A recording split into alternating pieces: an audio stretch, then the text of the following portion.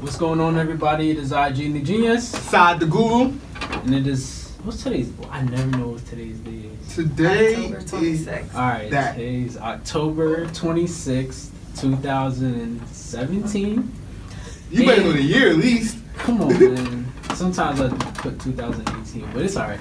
Alright, so today's guest is Rutgers class of 2017 alumna, Linden native, travel expert, Manessa. Oh, chill. How you say your last name though? Lormejuste. Lormejuste. Yeah, that's really Haitian. Yeah. It's super Haitian, like my last name. But welcome to Nabruh Talk. Thank you for coming on. Thank you for having me. Nah, no problem, man. We're gonna have an exciting show today. Now, our focus is on our guest, Manessa. How you doing, Manessa? I'm doing good. How are you? You on live, so say what's good to IG, even though there's nobody here. What's good, IG? So you wanna introduce yourself and let everyone know who you are, what you do, where you come from? Sure. So my name is Manessa. I'm from Linden, New Jersey. I went to school at Rutgers and I studied chemistry with a concentration in chemical biology. And I also minored in French while I was there. As a student, I studied abroad, worked in a research lab, did like the intern co-op thing. And now I work at L'Oreal as a hair color chemist. Nice. Well, congratulations on graduating from Rutgers. That's Thank what's you. up. One question that I do have is, how was your family household growing up? It was pretty good. I mean, I was the youngest, and I'm Haitian, so my mom was strict. It was none of that horse playing around, and she didn't tolerate none of that. So, I think that is a big reason as why I am the way I am. I'm very straightforward, kind of focused. I would say I'm hard on myself, but I feel like I have to be that way. There's no time for slacking off. Okay. What made you get into science and chemistry, though? I was always into science. You was always into science? Always into science. Oh, God. Solar system projects, science fair. My science fair project was, how to remove concealer off of your skin. Wait, what? Yeah, it was crazy because I didn't even know back then I would want to do the whole cosmetics kind of thing. It was just a fun science project to me. Okay. And then I had a really good teacher in high school who was my chem teacher.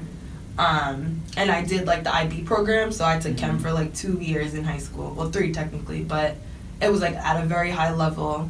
And I don't know, just understanding all the things that we learned and how she's really passionate and patient with us kind of got me into the STEM kind of field. I never really wanted to do anything else. And so from there I applied to Rutgers.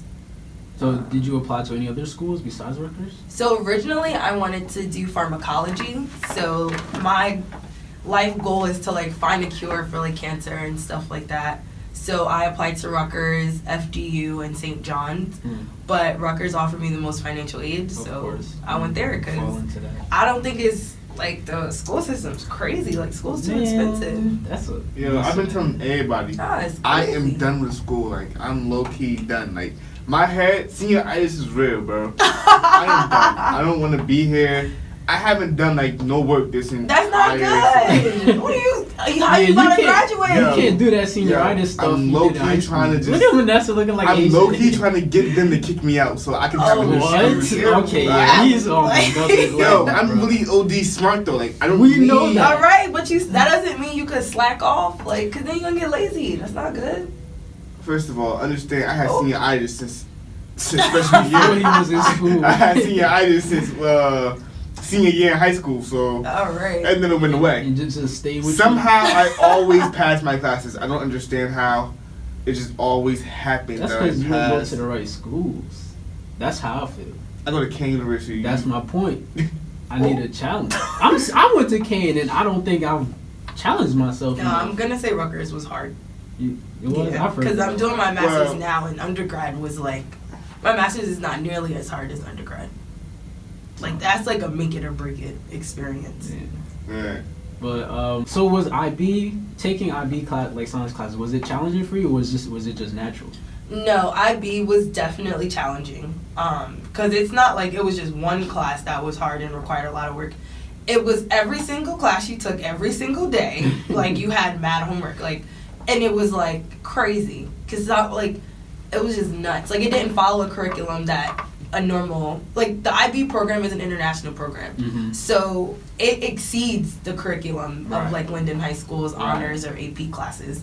But it was very intense. But I honestly think taking the IB classes when I did was why college was more manageable. Like college was definitely hard, but I was able to manage it. Like I knew like study habits and things like that. Like I didn't need someone to teach me how to study or like how to take notes and stuff like that, because I was used to doing it on like a very intelligent and like in-depth level. I haven't studied since I took the HESPAs.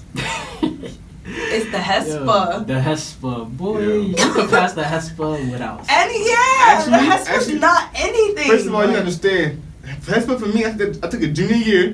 We all like everybody. I didn't know how to write an essay until junior year. Okay, see, that's what I'm saying. That's a problem. Like that's what I'm saying. I didn't learn how to write an essay in school. See, I went to a private school, and then junior year is my first time ever being. You didn't have to write essays in private school? I plagiarized almost everything. They wasn't gonna get me in trouble. Got it. Or I could pay somebody to do my essay for me. See, nah. But then I realized I was like OG smart when I realized I can write an excellent essay under 20 minutes. But then again, you're writing to their standards, and that's another problem. Yeah, like you just write to, like, who knows how high or low their standards are. So I mean, I did it in college too. I used to have my papers like right before the class started and the day was due. See, I don't think that's good. Like, and it's weird because I've gotten told one time I wrote a paper in French, and like I did it the night before because I forgot about it. She told me that was the best paper I wrote the entire semester. But that doesn't make me feel good as a student, because then it's like, if I'm sitting here writing a paper a week before it's due, you know, revising it, going over it again, then you just telling me I did that work for no reason. Because like I went through that one time. I had a professor, Dr. Katz. Yeah, he loved my papers. But the thing is, his papers you have to really write. Like you can't wait. So whenever I did his papers, I would, you know, work on it a week in advance, and those were the papers I got C's on. But the one I spent 5 hours on, those were the ones I got B's and A's. I'm like, what is going on here? Yeah, bro? I remember the first paper I did in Kat's class, and I was so mad because I wrote a great paper. I got an A on it, right? But the A that I got was it was like a 90A, and I had the third highest grade in the class. But he printed out the first highest grade and made everybody read that. And he was like, yo, this is a perfect paper. Yeah, he did that. I was like, that's wild. But that was crazy because the girl that he should have, she was in our class, and I was like, yo, we became friends after that. I was like, yeah, I respect you, because you would have been a paper than me according to Katz. Okay, Katz made you work though. He made you think. He made you think. What class did he teach? This is English literature. Like, you know how people go, English, not this. Nah, he deserved. Was it American Lit? It was American Lit. No, British Lit. It was British Lit and modern poetry. But I think it's Brit too. Yeah, and he deserved a better position than where he was at, because he should have been in like Ivy League schools. The way he made his students think and work, I never had a professor that made my brain hurt, but for the right reasons, bro. He retired too. He retired last semester, and he was for the students. He was like, guys, you're not getting the education. He was the president of the union for professors and teachers. He was the guy who actually stood up for us throughout. That's really nice. Yeah, he has a whole. Yeah, he had my respect. I respect Professor Katz. I miss him low key. For real. Shout out to Professor Katz. Shout out. It's like our third shout out we gave Professor Katz low key. Now, you got to Rutgers in 2012. Nah, you graduated. Alright, 2000. Oh, dang, you young. All right. Okay. So you got to Rutgers in 2013. What was the transition like from high school to college? I don't know, because I will always say I was very independent. Okay. So it wasn't like a big break and I was like, oh, I'm finally free. Like, I was always good. Like, you didn't see anything different from the I realized it's girls that act a little bit inappropriate when I got to college, and that guys really be wilding when because I didn't really experience any of that in like high school. Because, you know, it's like so close. Everybody know everybody. But like black Rutgers, messy. Did you go to New Brunswick? You went to New Brunswick? Yeah. Yeah. Black Rutgers messy. I remember I was watching one of your snaps one time. You got that memorable. Like, this is with this one iconic. What snap? The one where you were parked in the parking lot of your dream job. Oh, and you were like, I used to park outside of Chanel. Yeah, and she was, and you were like, there was like your like a motivation. I would always go there if like, cause college was hard. Yeah, like, so if it got rough or if like my grades was looking a little crazy, I would just drive there. And it was like I had to drive, like, so you know, on the way driving, you thinking, and then to me the building is beautiful, and so I would just park there, just to like think, and just like reflect on stuff. And you would think about like just my future for sure. Like that. All that college's stuff is only temporary. How does that make you feel knowing you've been able to reach one of your goals so far? Well, I think it's amazing because like sometimes at work, I know people because I was an intern, but then people know me and I never met them before. And they're like, "Oh yeah, you were an intern last year," and I was like, "What?" You work for L'Oreal, right? I work for L'Oreal now. I think that's the thing with certain companies that you don't know them, but because they're such a good company, they know you. And they're big, so like, who knows when these people saw me? Like, cause we like as interns we had events together. I did like a final presentation in front of whoever wanted to come. Mm-hmm. So I didn't necessarily know everybody in the crowd, and like people are asking me questions. I don't know who they are for sure, but it's definitely like I think that's the best way to secure something that you want to do is to intern, and be the best intern because anybody can intern and be. There's some crappy interns out there. Because they I think they just want to do it to get it on the resume. But they're not actually going for that like experience. The stepping stone of it. Mm-hmm. Yeah. Because honestly, that's the easiest way to get into a big company is to intern for them. Do you remember what you did your presentation on?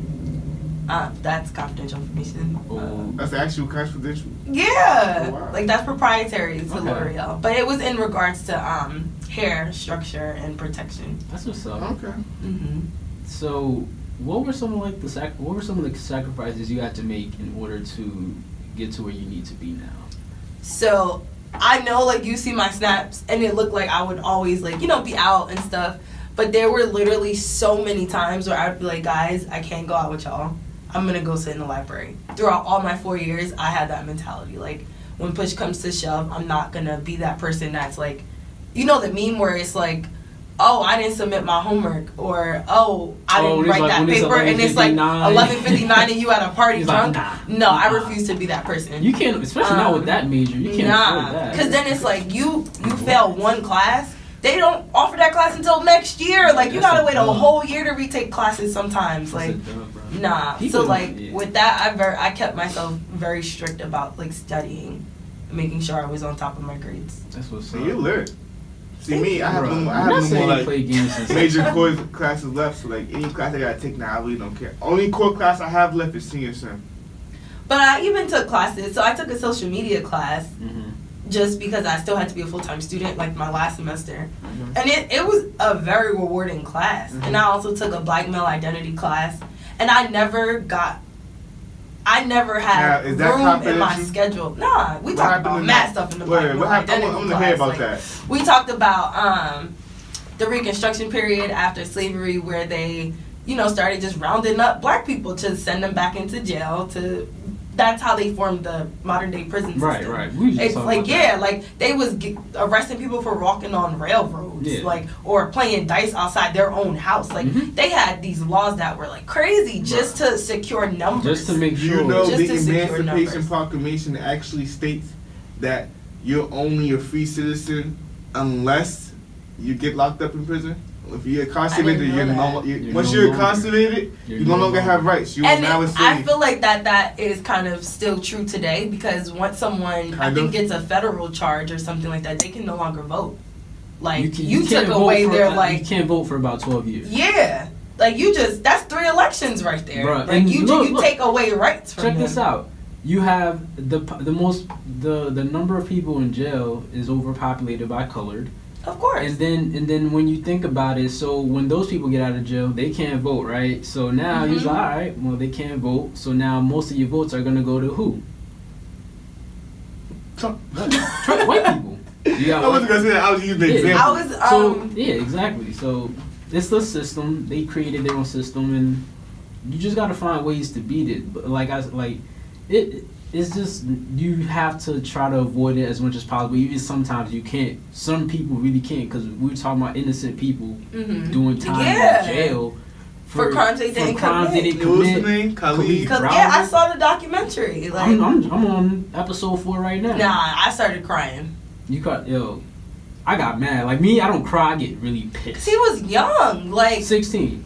For a book bag. Solitary confinement? For like, a book bag? Dude, I can't even drive like 10 minutes without being like, I gotta call somebody, I'm bored. For a book bag that he did not steal. A book bag. That he did not steal. A book bag, bro. That he did not. And then it's like a whole bunch of other stuff. He was in jail before he was even charged. To me, that's the crazy part. That's the part. Y'all had him at Rikers. He wasn't even actually Island, charged with a crime. They had him at Rikers. Even if he stole a bag, that's not Rikers Island level. Worthy, yeah! Like, bruh. No, I heard about this story when it happened. Like, I've heard about this story 1,000 times. I never watched that documentary. Nah, watch the documentary. Jay-Z did a great job. I know he did a great job, but y'all understand. I'll never forget it. This is an effective memory for me. I'll never forget being in 8th grade, watching that documentary about Emmett Till. Mm-hmm. Because when I was so heated, bro. I was sitting there like, I want to fight. Yeah, that's how I felt. It was just like that. I want to fight. I don't want to talk. I want to fight. That's how I was coming. Like, I just wanted to fight, because I really get. People don't understand movies like that. It makes really touch my soul, and I get angry. Because that's 3 years. He was 16. Could have been almost done with college. Watch it. You don't know where and the stuff system, like that follow you everywhere. Whether or not you really did it, one Google search and you have. I'm sorry, so you have a criminal record where is a rap for you. Like, and you can't explain. No job. And they're not trying to hear you about it was a mistake. It's just you're branded. That's it. Yeah, because even sometimes with like financial aid, I think it's on the FAFSA. If you ever got arrested or something like that, and like the last year, it's a wrap. It's a wrap for you. Like I feel like they don't give you any type of second chance. Yo, they were delaying over, and they asked the lady. They said one of the judges. They said, do you take any responsibility because he's been in your courtroom 6 times? She said, we all should take responsibility. What color was she? She was black. That's the funny part. I was like, no, Trick, you should take responsibility. Like, you can say that? Trick, yes, you can. You can't say the other word. Why? After all that you've been through and what you've been able to accomplish, how confident are you now moving forward with new goals and new aspirations? I think I'm very confident. There's just one at work. I'm always like the youngest person in the room, so I think I'm 22. Oh really? High five. 22 game. Yeah, it's lit. But like my coworkers are like in their 30s. Like my manager has a kid, so I just feel like I don't know if they actually take me serious at work, and so that's like one thing. But aside from like outside of work, I think I'm pretty confident with like my goals. Like I want to mentor, and so I've like tried to like find some outlets to do stuff like that. Because I really think it's super important that I have like a focus on like girls in STEM, because like, you know, I'm biased to that, but it's really hard being like a woman of color in STEM. I couldn't. When I was at Rutgers, nobody would let me in their labs. Like I didn't get into a research lab until I was a junior, like spring semester. Mind you, it's kids that was doing research before they even got to school. Like, people been doing research since freshman year, and I would always meet with these people, sit down with their postdocs and sit down with their PhD candidates and like explain to them like why I'm interested in their research. Sorry, we just found someone that was a little bit more qualified. Bye. Like, move. It took you 3 years. 3 years. Wow. Yo. We have someone who's in STEM right now, but for information systems at Rutgers, and she's working with a group, and the way they treat her in the group is because she's black and she's a female. It's like, I had someone tell me, okay, so one time this boy told me, and I'm gonna say he's white because he is. I was in the lab, we were talking about something, and he was like, I was like, what do you want to do? I was like, I told them I had a job for L'Oreal, and he was like, so wait, why are you here? Why do you want to work in a polymer lab? I can't be here if I want to gain experience in something else. That same guy, because I had these shades where it was like reflective on the inside. And all day I'm like, damn, these shades are kind of weird. Like, I just can't put my finger on it. So I go in the lab, and I used to always wear my sunglasses.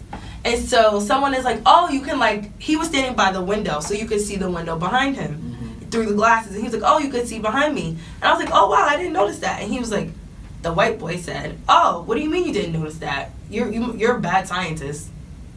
What does that mean? Where's the correlation? Like, where is the correlation? I mean, I'm not going to respond to that one because I kind of see the correlation there. I don't see it because I guess you could say you should be observant of everything, but I notice everything. So off rip, that's why. Yeah, he was being smart. Yeah, like you could move. You know what's crazy though? Like the other day, my boy, he just got his first job. He just got his first day working at the airport. He just started working there, right?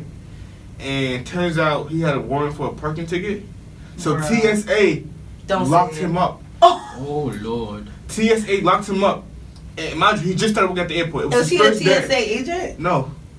Okay. They locked him up, right? But we got him out or whatever. And me and him was waiting in the lobby of Terminal B at Newark International Airport. We was waiting for somebody from the company to bring his stuff because they didn't take his stuff with him when they arrested him. So this guy, we waited like 30, 45 minutes, and he should have been there in 5. So mind you, we're kind of aggravated already. They was probably searching his stuff. They got there, right? The guy who was bringing stuff was black. He had dreads. He was heated when he saw him. He's like, "You Aaron Howard?" He was like, "Yeah." He said, he looked at his boy. He was like, "That's crazy, right? That's crazy." Like, "What's crazy?" He was like, "This white guy handed me your stuff, right? Told me to bring it to you, and you was here." I asked him, "What do you look like?" He said, "A convict." What? And I was like, "What? What you mean he a convict?" He was like, "He looked like a convict. He's not what black." What does a convict look like? Then he was like, "He's not black though." My boy is dark skinned. Like you knew the bias that you put out there and you tried to make it a joke and take it back. Like that's not funny. But why would you say that to another black person? First of all, at work, people don't understand things like that should not happen at work. Word. Stuff like that should not happen at work. That's not okay. Like people are being too. I think it's because of Trump. People are being too open. Jesus, bro. But I mean, before we end that conversation, it's only really one way to change that: civil society. And civil society is when you come together as a group of people and you govern your own society. It's an NGO. That means the government has no say in what happens. I think I've heard of this before. White people do it all the time. They have their little societies where they have security, not cops. If you do something in this area, a cop isn't coming to you. They'll get security first. And then if you committed a crime, security will hold you. And then call the police, and then the police will pick you up from wherever security is holding you at. Black people can do that. You mentioned that, like having your own security force. Exactly. Aside from our Nabruh Talk of the evening is about traveling and how college students can budget to travel because you have like a travel blog, right? Well, it's Pipeline. Okay, but you've done a lot of traveling in the past. So you went to Europe? I did. Hey, you litty? How was that? I went to 8 countries. It was really fun. What countries? I went to England, France, Spain, Italy, Greece, Czech Republic, Germany, and Amsterdam. That should be 8. Which one was the best one? Prague. Move! Prague and Greece were like really nice. Like when I went to Greece, I went to Mykonos. I love Mykonos. So like next, I gotta go to like Santorini. You know, like the island where like everything is white and blue. Mykonos is one of those Greek islands. What do you mean white and blue? Like so you've ever seen pictures like on? Let me see if I can. You follow Earth Pics on Twitter? Me? No. Nah. That's where all the. You thought you had a friend? So this is my phone loaded, not embarrass me. You not on Wi-Fi? This is Mykonos. Like everything is like white, and like it's a beach town. Like it's really nice. Yeah, it looked real nice. It's really nice. Oh, I've seen that flag before. I know that. Okay. Yeah. So it's one of the. That's what's up. Now, how do you So you budget everything on your own when you're traveling? Yeah. How do you do that? So usually I'll pick somewhere I want to go. Like in March, I am going to New Orleans. Okay. So the moment I know I want to go somewhere or I have a reason to go somewhere, I start budgeting. Okay. And so I use this app called Capital. I have that one. Yeah, so I use that and I set up like a little fund, and I figure out how much money I need. I usually, if I'm going one place, depending on where I go, I try not to max more than like $500. Like $600 is my super max. Okay. And that includes ticket. That includes flight, hotel, all that. Okay. Like, and from there I'll like save towards the trip. And then I also will like set aside money from if I'm like working. So like when I was a student, I would like use that app, but also allocate funds from my check to like my savings account because I'm like, okay, I'm trying to take this trip soon. Like, because that app takes money. Yeah, that app takes money on its own, but it's just always good to have more than one place to put your money, in my honest opinion. Can't put all your eggs in one basket. And like, who knows if the app will reach my target amount by the time I need it. Yeah. So then I have an amount, and I do the rules and stuff, but it may not always reach the amount I need. And so I do that. And I typically will book my trip at least a month in advance. I feel like if you do it any closer than that, you're taking the L. Because you're paying. Yeah, so there's like a period where you can buy a plane ticket and it really not be that expensive. So when I went to Europe, I was going to Europe in June. I bought my plane ticket in January. Guess how much my ticket was? What? It was like $600 to Europe. That's not expensive? No. Normally a flight to Europe is like $1,200, $1,300. It's like half. Because it's out the country. Yeah, and it's like an 8-hour flight, so. And that's around $600 round trip. Okay. That's okay. Yeah, All right. Like, yo, you said 600. No, like 600 there, round trip. 600 back. 600 round trip. My bad. In my head, I'm like, I might have to live I there was for a really little doing some bit. math. Like, Make the 600 and get to go back. Yeah, Get a so job. my apologies. Okay. I didn't say 600 round trip. So typically it'd be like 1,200, 1,300 round trip to go to Europe. Damn. Okay. So like I saved half. Yeah, that's not bad. So then off that, me and my friend, we booked in stages. Like we would book, because we did like a city every 2 days. So we were like, we're going to book these like 3 cities today. Next week I get paid, we're going to book the other city. Like up until we were done. So by the time I graduated college, my trip was set. And I wasn't leaving for another month. Nice. But I did all the planning and work in advance, and so everything was set. But I've gone to Puerto Rico and Toronto for like $500. 4 days, 3 nights and probably like 4 days, which I think is like a pretty decent vacay. In like Toronto, I went like New Year's Eve one time, and then Puerto Rico, I went like early May, like right when I got out of school. That's what's up. And I did like a week in Puerto Rico. Do you network when you go on these trips? Or you No, just so when I go on vacation, I'm just like, like the Haitian expression that'd be like, my boy cook my. That'd be me on vacation. Like, it's like, it's crazy. It kind of sounds like you're drinking your money, but it's like, you're just truly enjoying yourself. You chilling. Like, I do all the stuff I want to do on vacation. Like, I went to a rainforest in Puerto Rico. Wink, wink. Rented a car. I rented a car in Puerto Rico for like $30. I rented a car in Puerto Rico for $30. $30? Wait, for like $30 a day or just? I think I had it for 2 days. It was only $30? Yeah, it was just inexpensive. Like in Toronto, like Canada is another inexpensive place to go because the dollar's worth more money there. And so you good if you go to Toronto. That's what's up, yo. Dang. Yeah.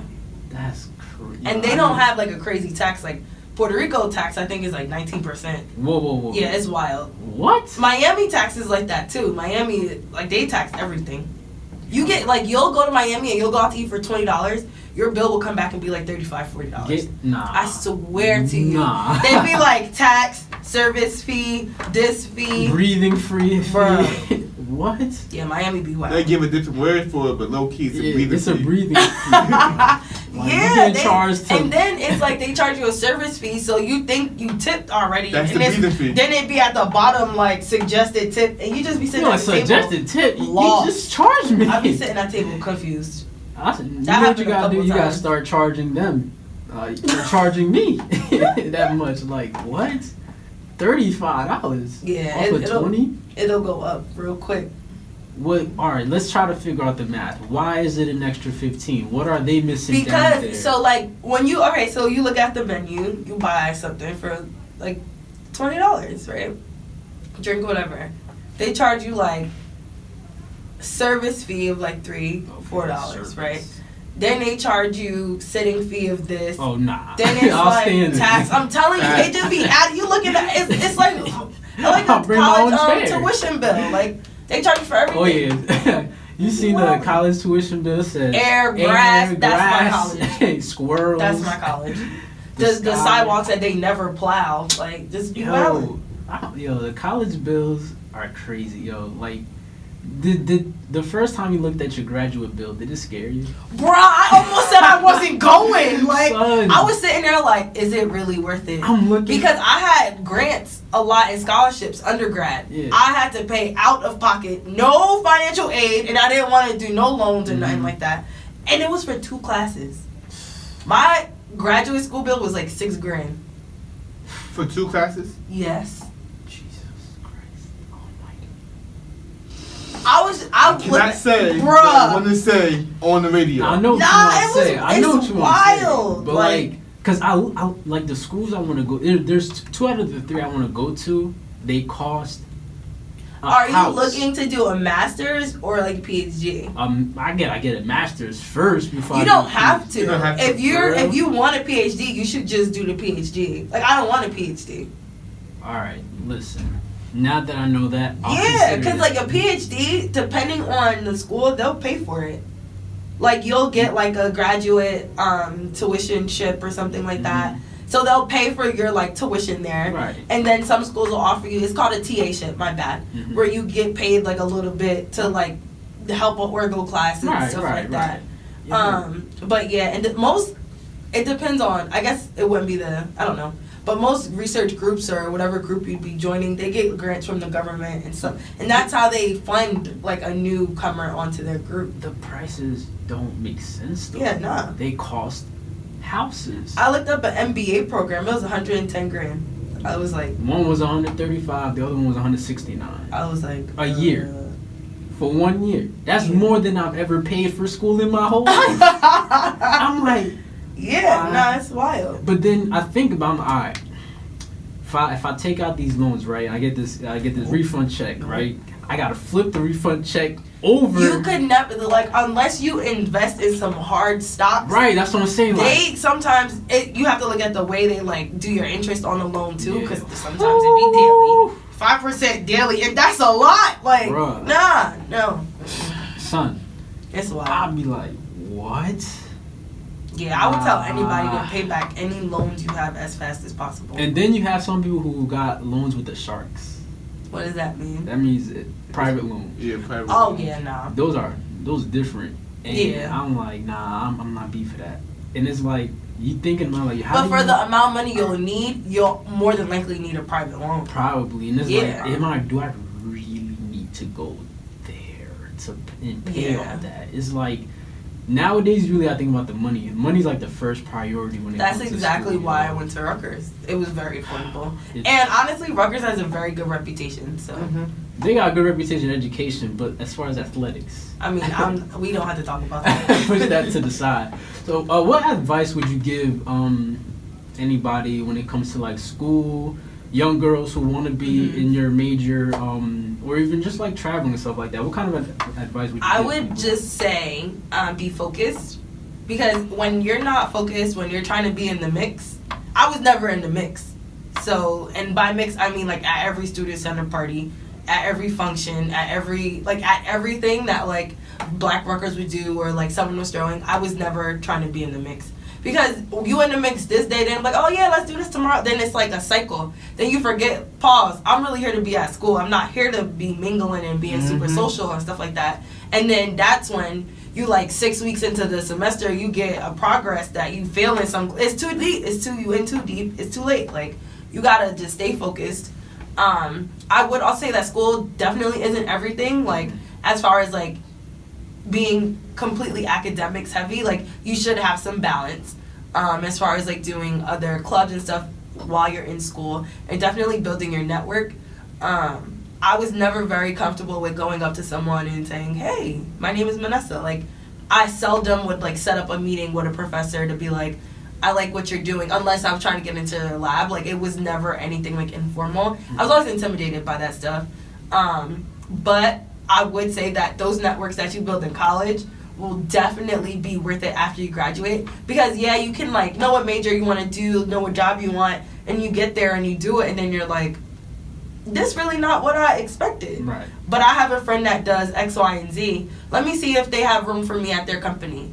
And you knew that friend since you were in college. So then that's like a legit connection that you have. Like, you don't have to go on somebody's LinkedIn and act all like, hey, I saw that you did, just trying to get your foot in the door. Like, you have a solid connection. They can vouch for you. Like, just stuff like that. Another thing I would say is to always keep notes. And this is something I just started doing because one of my friends did it. And, like, whenever we're at, like, a training or something for work, I'm, like, writing notes because I have, like, questions. And, like, I'm like, well, why does this do this? And, like, just a whole bunch of, like, thoughts I have outside of, like, what, you know, is being discussed. Right. And those kind of questions and those, like, curiosities or those, like, quick notes that you jot, you never know where they can take you. They could lead you to come be an inventor and, like, invent something crazy. Like, they can be a point of reference when you're talking to someone else about something. Like, just always being on your toes with, like, what piques your interest. Because, like, yeah, I work in chemistry, right? But I love cars. Right. Like, nobody knows that I like cars. Like, I really be looking at cars, I'm like, wow, that car is, like, mad sexy. What's your favorite car? I like the Audi R8. Everybody likes all the right, Audi and I like it too. Like, but my Everybody. dream car is like a Mercedes-Benz G-Wagon. But I super duper want a Tesla. Like, me and Kerry, we talk about Teslas all the time. I really want a Tesla so bad. Tesla I want the one that, like, the doors open like this. I don't know the models. It's kind of like, it's like not like a sedan. It's more like I guess a crossover. Okay. It like no, the doors open like Aventadors. Like I don't know. Suicide yeah. No, Suicide isn't Suicide like that. Okay, so Suicide you're doors talking about Aventadors. come like up, and it comes like Suicide doors. Say this is the door, and it comes like it goes up like that. Yeah. And you could like walk in the car. Kind of. Yeah. Yeah, it has those kind of doors on. I saw somebody driving it in Clark. I was like, sis, your money long. Like, but yeah, that car, cause I'm also into like sustainability and stuff like that. And I guess that kind of carries into like why I'm like into chem and stuff. But I have like a lot of interests. So your top three. I mean, chem and cars can integrate and relate. Well, chemistry. It depends. Like I'm more like mechanics and the works, or like the catalyst and stuff that like cars. Yeah, I'm saying the way cars work. I don't want to do that stuff. Like that doesn't interest me. I mean, so your top three are Tesla, the Benz, G-Wagon, and then the Audi. Okay, that's a nice little lineup. That's a nice garage right I'm there. a cop, at least one. I need a Volvo, like the new. You never seen the new models? Volvos are nice. I'll tell you. I mean, I'm sorry. She went from Audi. I'm saying, I'm waiting for some fire. Can I finish my list? I'm saying. Can I finish my list? Go ahead. I got a Volvo. A Volvo. You know you need the Mercedes Maybach. And then the Mercedes what? Maybach. I think I've seen that before. Maybach music. Because Mercedes bought Maybach. That's why. Okay. And of course the Audi. Those were my top. Audis are fire. Volvo. The reason why that's like nice, your family car. No, that's my person. Like when I have my family, no one's touching that. And it's have you seen the Volvos? You probably even really go to the New York Auto Show. That's probably why. I've always wanted to go. And you ain't go. So when you go, you see and the then Volvos, they had it one time. I was in Philly. I was like, damn, bro. I don't know about Volvos are those things. nice. And here's the other thing. They're one of the most. They're safe. I hear that yeah, too. exactly. Like they're nice and they're safe. I'm trying to live life on the edge. Okay, you can have In that. my Audi. So like I'm gonna go like with my normal cars. If you want to do normal cars, will probably be a Chevy Impala. What? Can we do luxury cars? Like I don't got know. normal cars too. He said normal. A Volvo is a luxury car. I was trying to help him out. You feel me? Because he's wilding. He's wilding. Now we going luxury. We going luxury. All right. We need that. We need that Tesla, that red truck. Right. Need that in red. That's the A1. You feel me? I need me a Porsche. Okay. I need a Porsche. You know what other car is cute? This is more of a like I could get this. It's not like a Jag. It's the like the BMW that only has 2 doors, but it's like it's not like a truck. It's like I love that BMW. It only got 2 doors. But it's like a crossover kind of, and it comes in like white. I see it everywhere. I'm like I could get that car. I gotta get my hands. It's a BMW. It's a coupe. And it's like a truck kind of, but it's not a truck. It's not a coupe. It's like half. It's like half a truck. You know what you know like a Nissan Murano kind of looks like? It's like that, but 2 doors. Oh, Nissan Rogue. I mean, because the Rogue is I think smaller. Yeah. So think of like a Nissan Rogue size BMW on it, but with 2 doors. Like it's really cute. It's hard. I don't know the model. I'm gonna look it up. What would be like your crew whip, like the whip that you drive with your friends and stuff? The G-Wagon. I will flex on everybody that. You know what I want? The Jeep Wrangler. The Wrangler though? The all black. I see it in all black. It's fire like the too. Jeep Give me the SRT Cherokee, bro. I don't know. I don't know what that is. The SRT. Oh my god. The Jeep Wrangler. You could take the roof off. You could take the whole back off. Yo, go out. You know the new SRT Jeep. Let me Google it right now. Can I say that word? The what? Dang. It's the H word, but it's in a. So this is it? The BMW. It's so. Oh yes, I seen that. It's so fire. Yeah, that's hard. Oh yeah. Yeah, like it's mad cute. You see that in Westfield all the time. Yeah, I see. I'm on my way to work. I see this car. Yo, if I'm saying the name of a car, can I say the H word? What are you trying to say? What are you trying to say? It got the Hellcat engine in it. Oh, Saad. I'm just saying, like you know what that's like the thing. But yo, what's the name of the Jeep has the Jeep SRT Cherokee. It's the newest one, 2017. Got the Hellcat engine in it. SRT. Oh, I be you know who posts this all the time on Instagram? Who? That comedian went to Maccabees. Oh, he loves this car, yo. Yeah, this car is nice. Yo, and then they got the new the headlights Demon. are mean. Did you see the Demon that they made, the Challenger? Challenger? It's the fastest production car ever. It's based, yo. I don't know. It's stock. Oh, I don't know what we're talking about. Oh my god. Yeah, look at. I know what stock is. Stock is like the basic model of the car. Basic model. The stock version of the Demon, it's coming off like it's starting off like you hit the gas, it'll probably hit like 60 miles. When y'all get y'all whips, hoping that you guys are in your careers and everything, are y'all financing or y'all just dropping it? Y'all just dropping it? All right, so I have this conversation all the time. You make no money after you buy a car. Like your car will only depreciate in value after you buy it. So you might. So whether you buy it full out or finance it, financing is just saying I'm gonna give y'all a little bit and then y'all giving me a loan for the rest. But the thing is, if you finance it, you can't drive it. Better. What do you mean you can't drive it? If you not financing, leasing it. I would say about leasing. Yeah, with lease they give you like restrictions on mileage and stuff like that. But if it's like a car you're not used, like I'm not about to drive to Florida in a leased car. Like if I'm like commuting to work and it's like 15-20 minutes, I don't think it's a bad idea to lease. Because when you lease, you can have a new car every 2 years or so. I think it's worth it because you drop 20 grand on a car, you will never make that 20 grand back ever.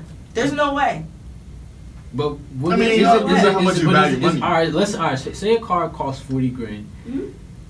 Wouldn't it be smart to drop 10 grand on it and then pay the rest? No, because you can drop 10 grand on a car, you get a loan for 30 grand, you end up paying back 40 grand in the loan. The loan incurs interest. Right. Yeah. And they do it so that you pay more than what the car is worth. So why don't you just pay full price? Do you have 40 grand to go buy a car? That's why I asked you when y'all in your house. That's what I'm saying. But that's to me that it doesn't make sense. If you have 40 grand and you think it's smart to buy a car full on, you're part of the problem. So what's the best way to do it?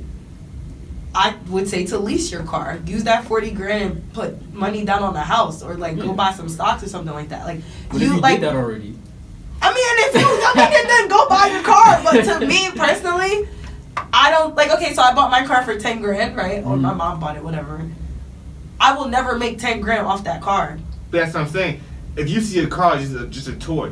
It's really just a toy. And then there's some people that do it like that. If you think of it as like a toy, you want to collect them. All right, cool. Yeah. But as far as like making any like returns or looking at it as an investment, I don't think that's most like, people don't buy it. Cars is not an investment. Yeah, That's not an investment. Yeah. They depreciate, like you said. It's an like the asset. minute It's you just drive that shit off the lot, it's a dub. It's just an asset. Yeah, you It's a can't. dub. You can't call a car. But that's why to me it would make more sense. That's an investment. It would make more sense to lease it because in 2 years you're not. All right, let's say you sign a lease for 2 years, right? Your lease would never really be worth $40,000. Like you wouldn't. I don't really know how they work, but you would never pay the total value of the car in a lease. And so it's kind of like you renting the car, if that makes sense. The only downside is like if you like God forbid you total the car or something like that. Depending on whatever insurance policy you have, you might be liable to pay the whole car back. And that's why depending sometimes. On how much but time here's the thing about leasing: Yeah. you lease a car, you have to get full coverage. You do, and that's exactly why. And then it's more expensive because you don't own the car. So it's like a give and take. But I think as opposed to shelling out $400,000 on a car, $40,000 on a car. As opposed to shelling that much out, there's other options. Yeah, I think it just depends on the person, the situation, that too. and stuff like that. Because I don't want to tie myself to paying for a car every single month. Stuff like that. Yeah, then some people they don't mind it. Yeah, so I really think it depends. Because either you come out $40,000 all at once, or you could just come out a couple $100 every month. Like it's a trade off. Yeah, it depends. Well, was there anything else you wanted to mention before we head out of here?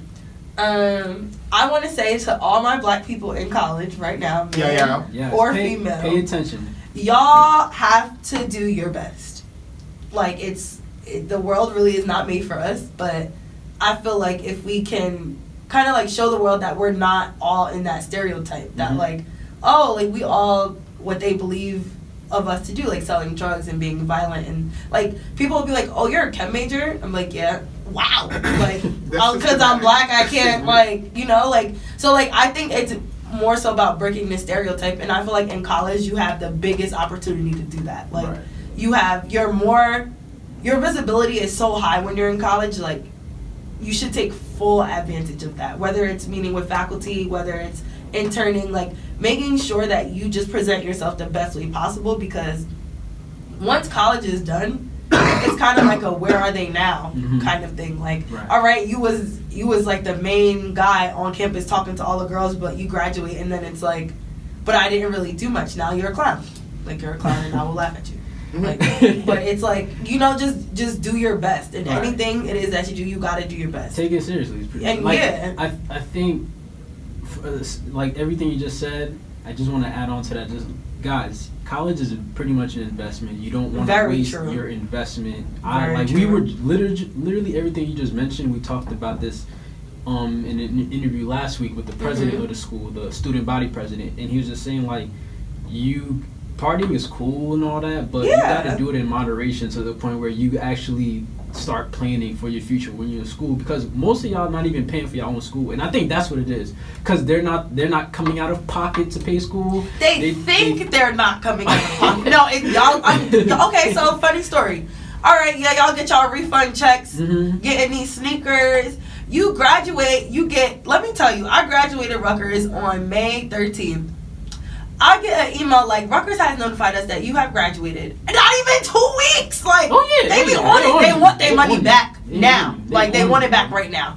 And so it's like, you think that you weren't paying for it, and then you get your loan statement after it insures all that interest. So, you was thinking you took out $1,000, $5,000 loan, and then you check one day and your loan is $35,000. Then they tell you, okay, do this payment plan for 10 years, but you really end up paying $50,000 back. People don't notice. People don't take that stuff seriously when you're you're applying to get the funds and stuff like that. Guys, don't think that college is a scam, like I said earlier. Any investment works that way though. No, that's not true. What investment doesn't have interest on it? When you invest in yourself. All right, Saad. What investment that doesn't involve money does not have interest on it?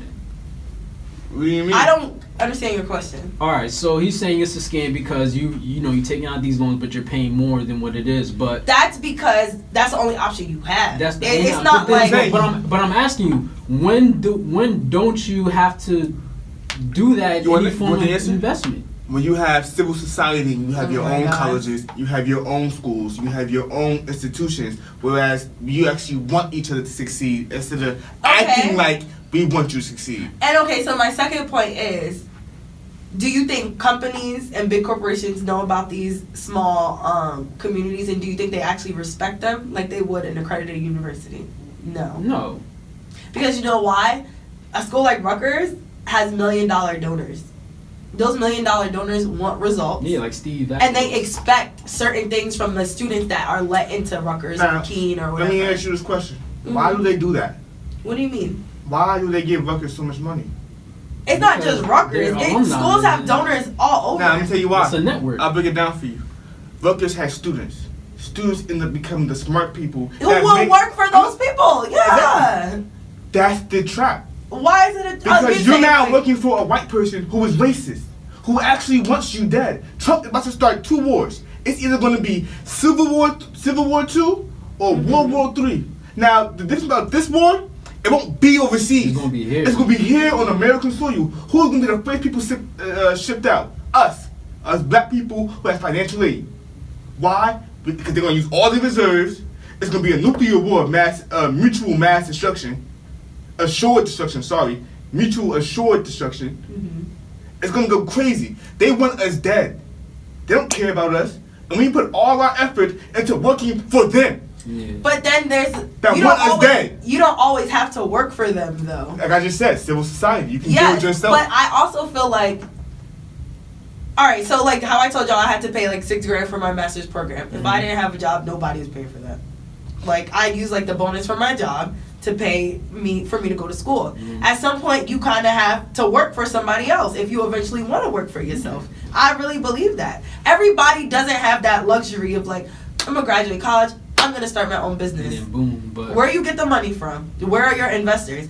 And yeah, like I have friends that like started their own business and they go to like different competitions and stuff like that, and you know they get awarded prize money. But at the end of the day, if they didn't do all that and wasn't out here hustling that hard, where would they get that money from? Where would I get my money from to go to school if I didn't go to work? That's what I'm saying. It is all a trap. No, I think it's deeper than that. It's a systematic trap.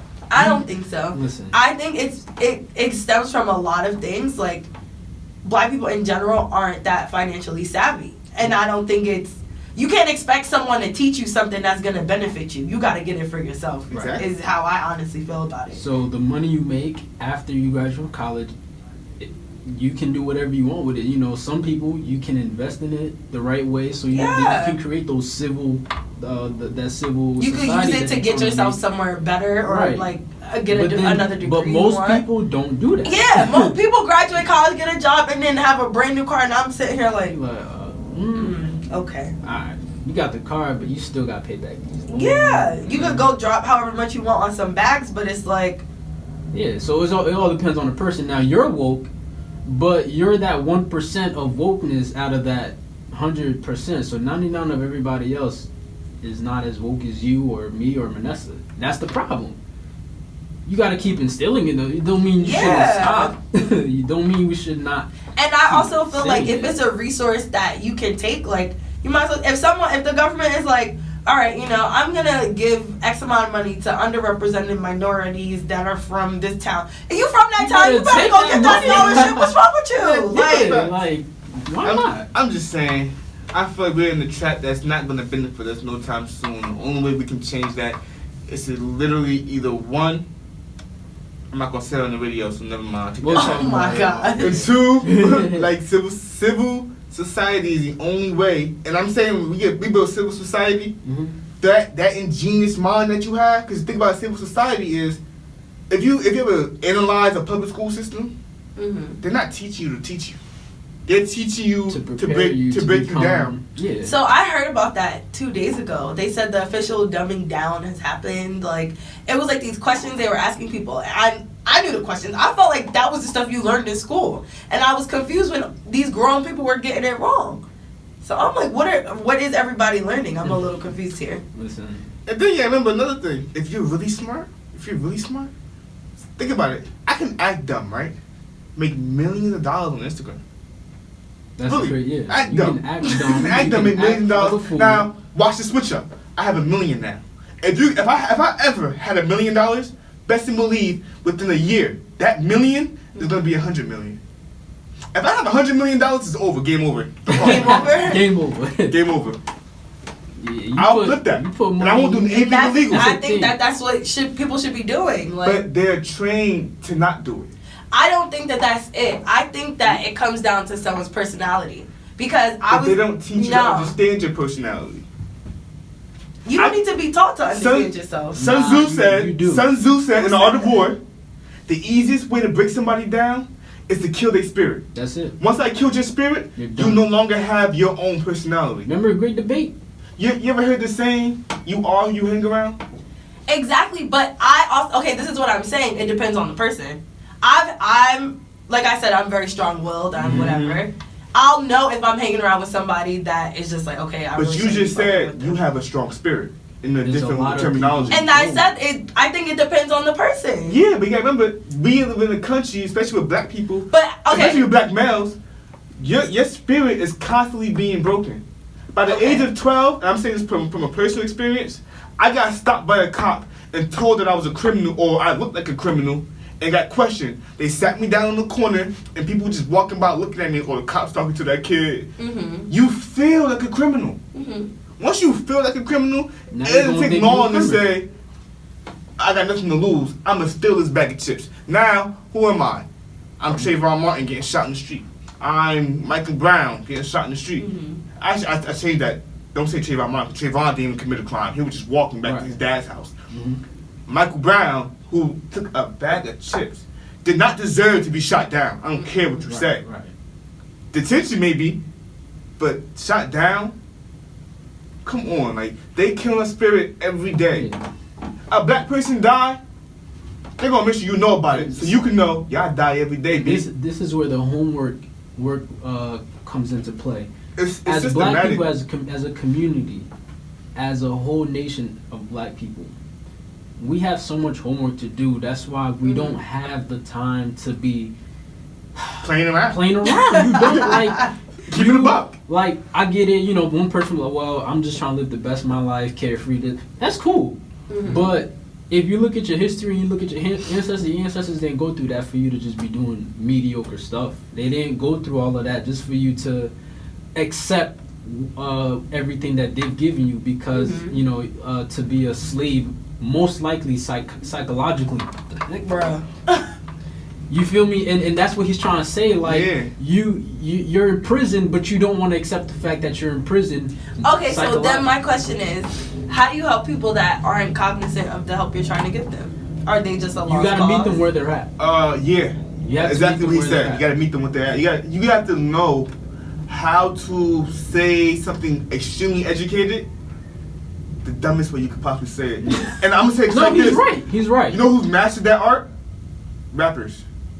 Hip hop has mastered, and even Obama said it. They have a way of putting so much information into a small little song. Yeah. And if you really listen to a hip hop song, especially people like Kendrick Lamar, J. Cole. That's my guy.